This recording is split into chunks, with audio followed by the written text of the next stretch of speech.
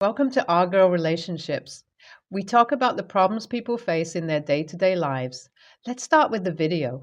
My family life has always been messed up.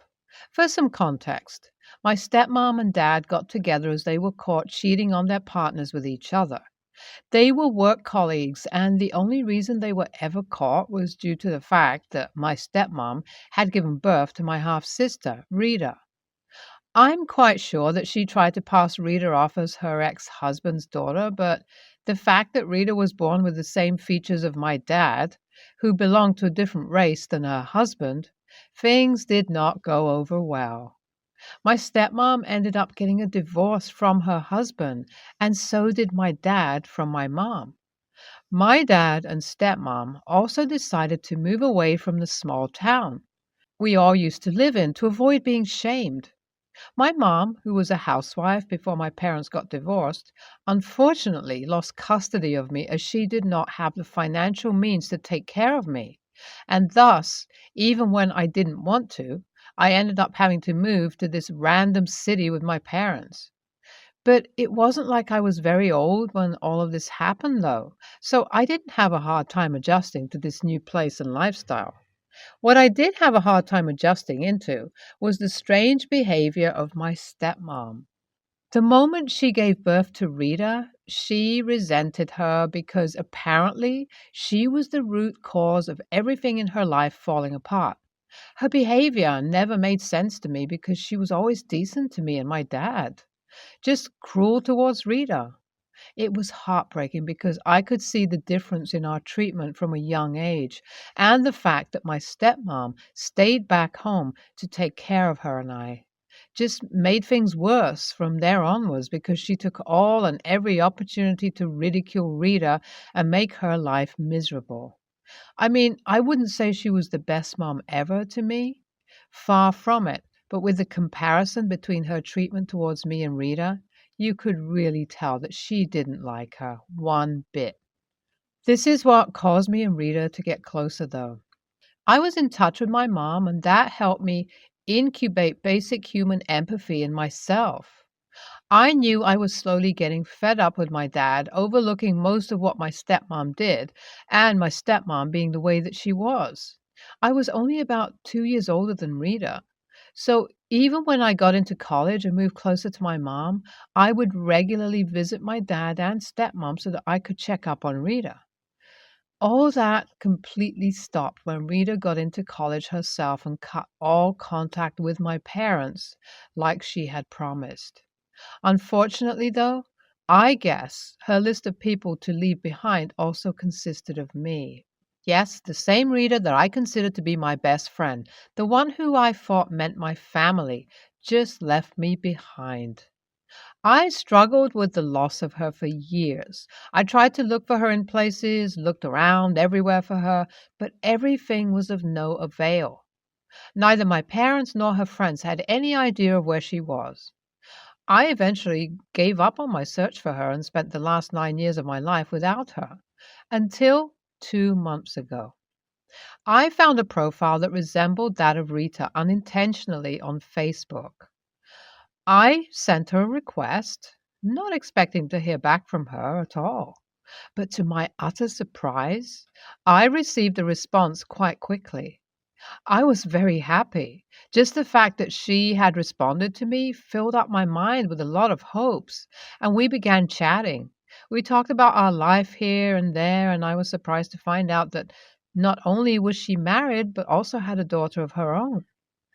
It was Christmas season when we began talking, and of course, the inner big sister in me wanted to see her so bad. So I asked her if she wanted to come over to spend a couple of nights of Christmas with me and family, and to my surprise, she said yes, flying down to my city a couple of days before Christmas. We had a blast. We visited places, and it was like the old relationship that we had was back. Unfortunately, this only lasted a couple of days because soon, on the day of Christmas itself, Rita unraveled her true colors. It was before Christmas dinner that everyone was in their room. Everything was set up, so one by one, I went into everyone's room to call them downstairs, and right as I was close to Rita's room, I heard her speaking very loudly on the phone. So much so that I could practically hear her word to word. It was like I eavesdropped unintentionally.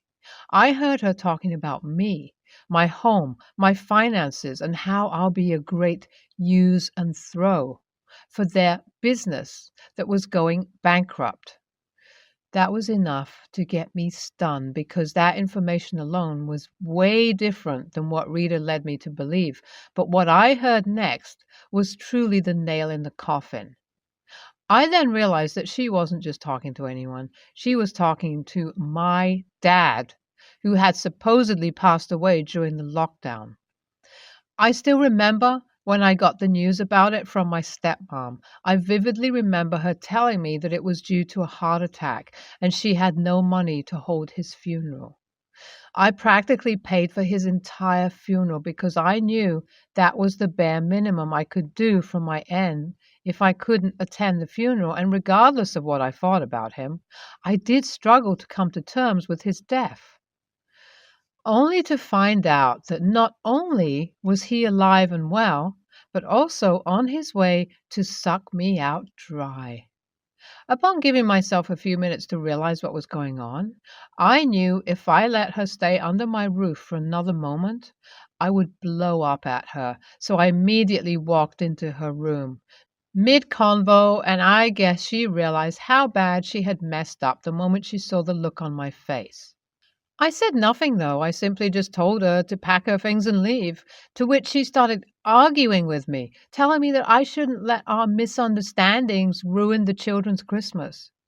I told her that I didn't care about her children when she didn't care for mine and went out of her way to do so much to step on their stomachs to suck me out dry.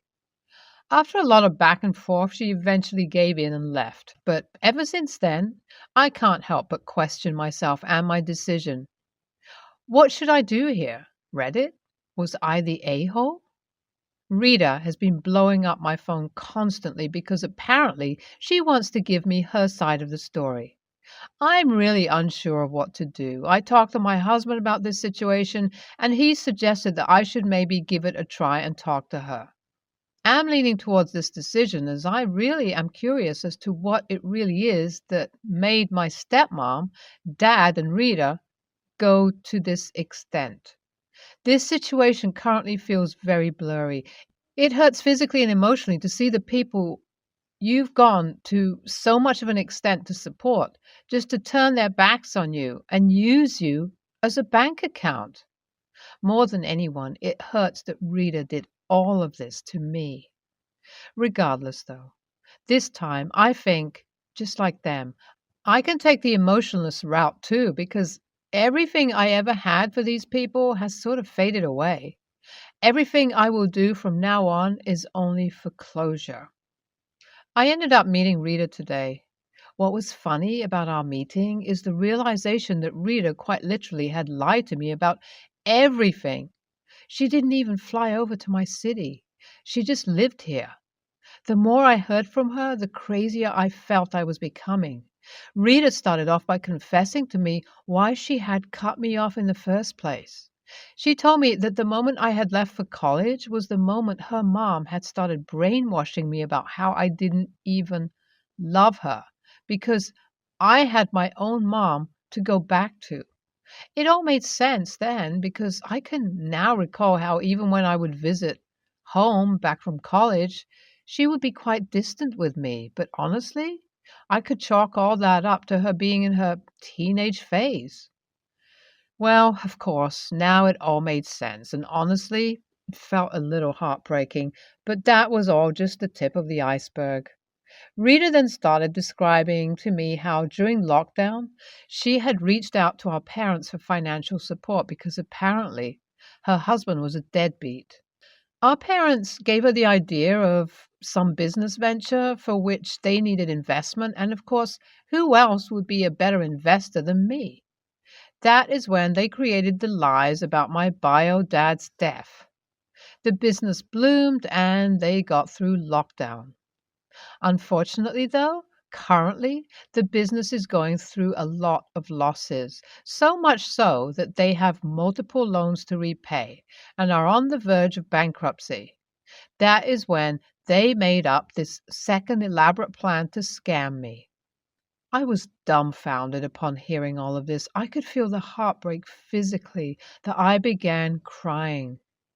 Rita just had this blank look on her face as if she was expecting me to say something. All I said was that I was sorry, but I would definitely be pursuing legal actions against my stepmom and dad. Instead of being understanding, she blew up at me because apparently she deserved to be rewarded for being honest. I told her to screw off, warned her that if she tried contacting me ever again or tried to show up at my place, I would make sure to drag her to court just as I was going to do for my stepmom. I guess that was enough to scare her away, at least for now, because from the moment I reached home, she hasn't contacted me ever since. Now, I'm not really sure what my course of action is going to be from here. I have booked an appointment with my lawyers. I'll see how things will go from there and keep you guys updated. I met with my lawyers today and they told me with the proof of text and bank transactions, this will be a pretty easy case. That was enough for me to feel like I wasn't crazy or there was no way to get my parents to face the repercussions of their actions. Even if I don't get the money back, that's okay for me because, like I said, all I want them is to learn their lesson. Here's the final update. This lawsuit wasn't long at all. The case was pretty clear, and from the get go, I was told that with the financial status of my parents, there were very slim chances of them repaying me. They were charged with a short jail sentence, though, and everyone except for Rita is happy with that. I mean, at least I am. This is the bare minimum they received for all the F ups they've done, and it still stuns me when Rita wants to go above and beyond for the people who have done nothing but hurt her. I guess it's her inner child that still seeks for their validation. Fortunately, though, that couldn't be me. I want to be as far away as I physically can from people like them. Thank you all for reading. NTA. Rita became like her mom after all, greedy, entitled, and inconsiderate. If I were in OP's place, I would try to get her in legal trouble as well because this woman really needs to learn her lesson. NTA, poor OP, was used in the worst possible ways. It was heartbreaking to see how, even after doing so much for Rita, she went behind OP's back to betray her. Good on you for taking legal action. When I, 28 female, married my husband, 34, a lot of people told me marrying a guy that is the only son of 6 kids is asking for mother in law problems. But no, I gained the most wonderful mother in law. As for one of my sisters in law, that's a whole other story. This woman is one of the most infuriating, most annoying people I have ever met. She has had some sort of personal vendetta against me. I'm brown and a curvier gal. I love myself, and so does my husband. But she has made comments ever since she met me. She would always bring up the fact that all his exes were white and skinny like her. Weird thing to say to your brother's wife, right? She would comment about how I'm darker and make negative comments about the food from my culture. I'm South Asian. She has also hypocritically made comments about our age gap when she and her husband are 5 years apart. My husband would shut her down, and so have my other in laws, even her husband. But she would do it behind their back, and the one time I confronted her about it, she cried and made a huge deal of it, making me the bad guy. Since then, I've just done what my mom taught me, be the bigger person, and walked away. I would ignore her. The incident, we were at my parents-in-law's house for mother-in-law's birthday. My sister-in-law was already shitting on my mood by coming up to me and making rude comments. I tried my best to ignore her and not ruin the party. My 4-year-old boy and her daughter were playing together when she went over to them and started hugging and kissing my son, and then started saying things knowing I could hear her. She said that he was so handsome and lucky. He looks like his dad and not dark like his mom, and that one day he's going to get tall like his sexy dad. Who the hell says that?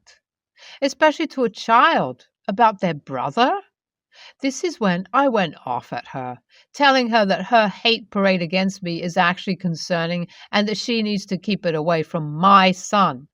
I don't care if she's racist to me, but my son, I will not tolerate it. I also said that her obsession with her brother is disturbing and that she needs to get psychological help for it. The house went quiet for a sec, and then she started crying. Anyways, fast forward a bit. My parents, who are also at the party, and parents in law, think I went too far and should apologize. They and my sister in law and her husband have been blowing up my and my husband's phones ever since. My husband and other sister in laws don't think I am. I kind of think I am, and I went too far, but I don't know. So, AITA? Thank you to everyone that has commented and given advice. I have shown many of them to my husband, who has said from the beginning that I said what I needed to say. I and my other sister in laws with children will not be bringing ourselves and our children around her anymore. My husband and my one sister in law that has no children are planning to talk to her one last time and confront her on her disgusting behavior. As for my parents, they don't know the full story, so I will confront them tomorrow with the full story.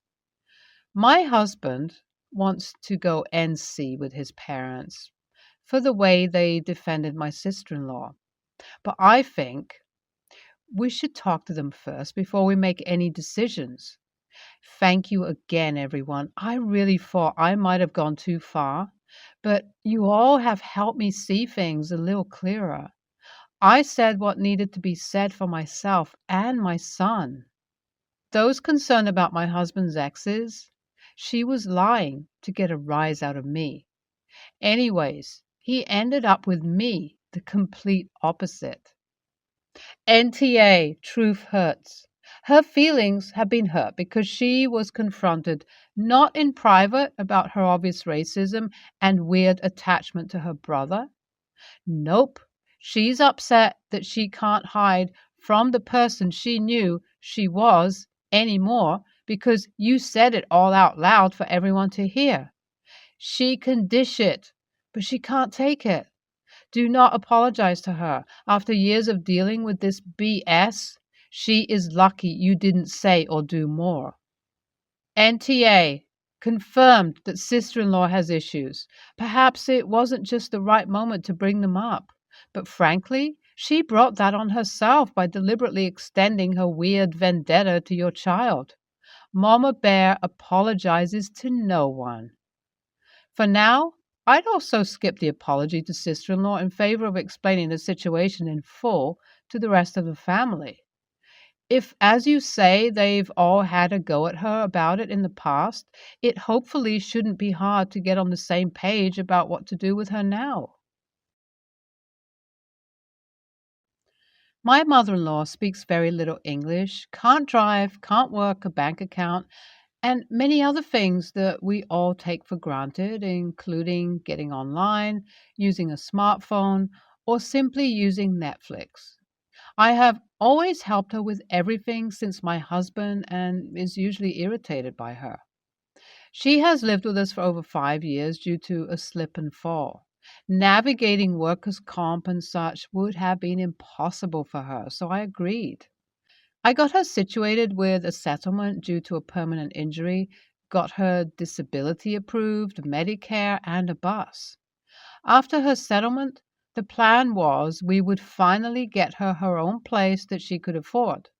Well, she had started dating a younger guy, the disability bus driver who would take her to appointments. Started lending him money. We put our foot down and explained if she was just going to blow through her money, she would need to move out. We also explained that she would not be welcome back if she messed up and didn't set herself up for her future. Well, 1 year later, she's out of money and is looking to move back in. My husband feels bad and says he can't just leave her on the street. I absolutely refuse. She made her bed and can now go lay in it. I'm sick and tired of always doing everything to set her up and then she ruins it or doesn't follow through. She lived with us once before, and just as we were about to set her up with low income apartments, she took off on us to live with friends. She loves to get our son in trouble since my husband is very strict, so she will constantly go tell on him. For years, she called him her fake grandson because we had him in vitro. I thank God he doesn't understand her language well enough to have ever picked up on what she was saying. I truly can't stand her. It takes everything in me to sit at a table with her. 1 time a month that she visits now, much less live with her again. NTA, and it's hard to see anyone coming out of this unscathed. You do have to look out for your son above all else. You need to prioritize your mental health as well, but sometimes it's easier to stick to hard decisions if they benefit the ones you love. She hasn't taken responsibility because someone has always done it for her. When does your husband think you get to live your own lives and not babysit her? But the bottom line is the last couple of sentences of your post, not even her weaponized incompetence. Your son will learn phrases and pick up on her feelings towards him. Above all else, it's wrong. Your husband shouldn't want him exposed to vile behavior aimed at your son. Not that anyone is going to win in this situation, but you sure as hell can lose if she moves back in. I agree. NTA, if your husband wants to help her, let him do it by himself. Let him find an apartment, pay the bills, and so on.